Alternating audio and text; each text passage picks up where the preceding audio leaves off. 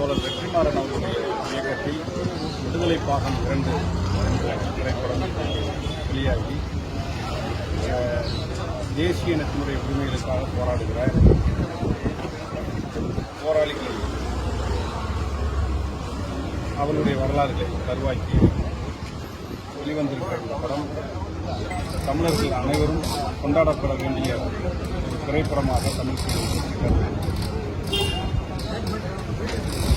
60-70 ஆண்டுகளுக்கு முன்பாக திராவிட இயக்கங்கள் மக்களுடைய பிரச்சனைகளை திரையின் மூலமாக வெளியே கொண்டு வந்து சமூகத்தில் பல்வேறு விதமான மாற்றங்களை பல்வேறு வகையான தாக்கங்களை உருவாக்கியிருக்கிறது.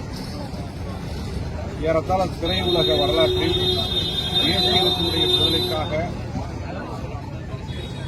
போராடக்கூடிய அந்த போராளிகள் அவர்கள் முன்வைக்கக்கூடிய கருத்துக்களை மிக நேர்த்தியாக இந்த திரைக்காவியத்தின் மூலமாக தோழர் வெற்றிமாறன் அவர்கள் வெளியே கொண்டு வந்திருக்கிறார்கள். சாதி ஒழிப்பு இல்லாமல் தேசிய இனத்தினுடைய வரலாறுகள் இல்லை என்பதை புரட்சியாளர் அம்பேத்கர் அவர்கள் சொன்ன அந்த கூற்றை இந்த திரைக்காவியத்தில் ஒரு மையக்கருவாக வைத்து இந்த படம் நகர்கிறது.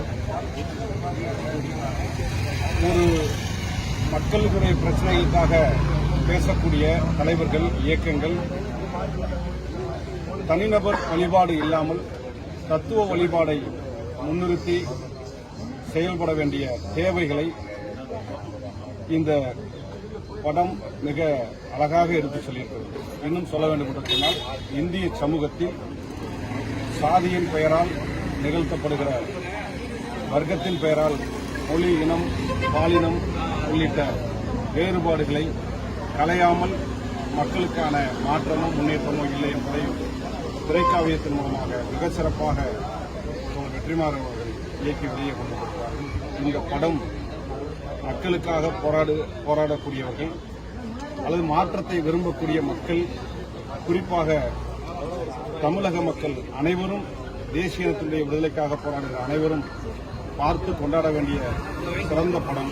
அனைவரும் இந்த படத்தை திரையில் காண வேண்டும் என்று தமிழ் புலிகள் கட்சியின் சார்பில் கேட்டுக்கொள்கிறேன்.